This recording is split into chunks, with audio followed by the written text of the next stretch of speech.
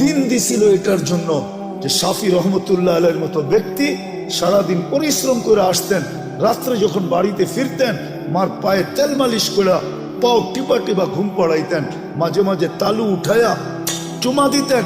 মা জিজ্ঞাসা করতো কি করি সেটা? তোমার পায়ের তালুতে চুমা দেই না, আমি তো আমার জান্নাতে চুমা দেওয়ার স্বাদ নিতেছি। দিন দিছিলেন এটার জন্য। মুসা আলাইহিস সালাম জিজ্ঞাসা করছে আমার জান্নাতের বন্ধুকে, বলছে কসাই। তো বলতেছে আল্লাহ আমি যেমন জিগাই জবাব এরকমই দেন।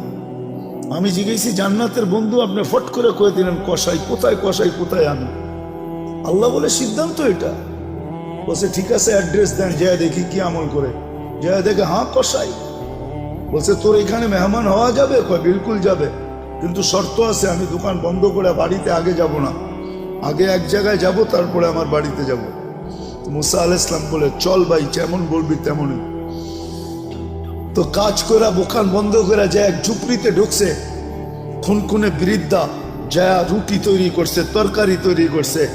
বৃদ্ধাকে বুকের উঠায়া বুকে পিঠ বুকে লাগায়া নেওলা বানায় বানায় খাওয়াইছে। সমস্ত খেদমত করে যখন পরিপাটি করে শোয়াই দিছে, কাজে এই যে পাশে আমার ঘর, চলো আমার ঘরে, তুমি আমার ঘরে মেহমান থাকবে। বলছে বুঝলাম না এই বৃদ্ধা কে? আমার মা, সকালে সেবা করে যাই, বিকালে এসে আগে মার সেবা করি। বুঝলাম তো সেবা, কিন্তু মাকে যখন সেবা শেষ করার পরে শোয়া দিলা, মা জানি হাত উঠে কি বললো, কারে দূর পাগল মা, যখনই সেবা শেষ করি তখনই হাত উঠে বলে আল্লাহ আমার সন্তানকে মুসার জান্নাতের সঙ্গী বানায় দিও। মুসা আলাইহিস সালাম কয় জানার আর মেহমান হওয়ার দরকার নাই, বুঝা ফেলছি মা পাগল না, তুই পাগল। মা তোকে মুসার জান্নাতের সঙ্গী বানায় দিছে, আমি মুসা।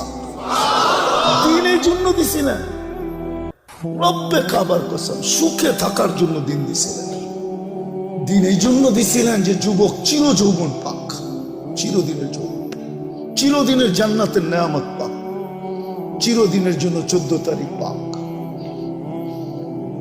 সবকিছু যা চায় আজকে সব জান্নাতে রাখা আছে। আরে তোমাকে ডিজে আর ফ্রিজে আর ডিস্কো আর সিস্কো আমরা পাগল হয়ে যাই না।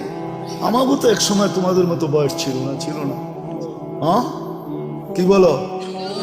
ব্যাকগ্রাউন্ডের দিকে যাইতে চাই না, মাঝে মাঝে মনে চায় খুলে দিই সবার সামনে, কিন্তু আবার ভয় করে খুলি না।